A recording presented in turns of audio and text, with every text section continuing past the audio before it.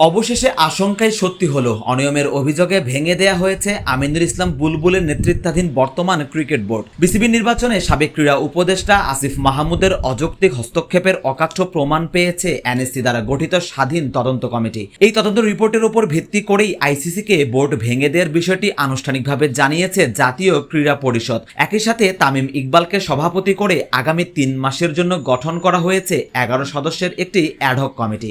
অবাধ ও সুষ্ঠু নির্বাচন আয়োজন করে দ্রুততম সময়ের মধ্যে নতুন কমিটি গঠনের লক্ষ্যে কাজ করবে তামিমের নেতৃত্বাধীন এই অ্যাডহক কমিটি।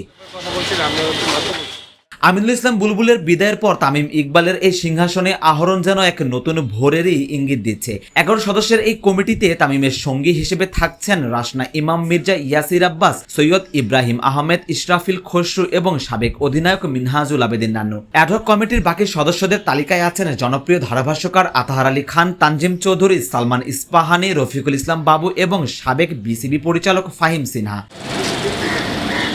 বুলবুলের বোর্ডের পতনের মূল্যে ছিল বিসিবি নির্বাচনে অস্বচ্ছতা এবং রাজনৈতিক হস্তক্ষেপ। তদন্ত কমিটির রিপোর্টে বেরিয়ে এসেছে সাবেক ক্রীড়া উপদেষ্টা আসিফ মাহমুদ সরাসরি নির্বাচনের ফল প্রভাবিত করার চেষ্টা করেছিলেন। এই বিষয়টি আইসিসির গঠনতন্ত্রের সরকারি হস্তক্ষেপ মুক্ত থাকার নীতির সরাসরি পরিপন্থী। এই প্রশাসনিক পরিবর্তন তাই অবধারিতই হয়ে পড়েছিল। জাতীয় ক্রীড়া পরিষদও মেইল করে বিষয়টি আইসিসিকে অবহিত করেছে বলেই জানা গেছে।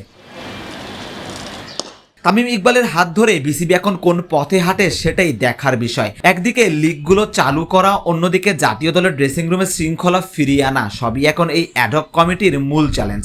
দীর্ঘদিনের অচলাবস্থা কাটিয়ে দেশের ক্রিকেট এবার কোন দিকে যাবে সেটাই দেখার অপেক্ষা। আমিনুল ইসলাম বুলবুল অধ্যায়ের ইতি ঘটিয়ে তামিম ইকবালের এই নতুন মিশন কি পারবে বাংলাদেশ ক্রিকেটকে বিশ্বমঞ্চে হারানো গৌরব ফিরিয়ে দিতে? উত্তরটা তোলা থাক সময়ের হাতেই।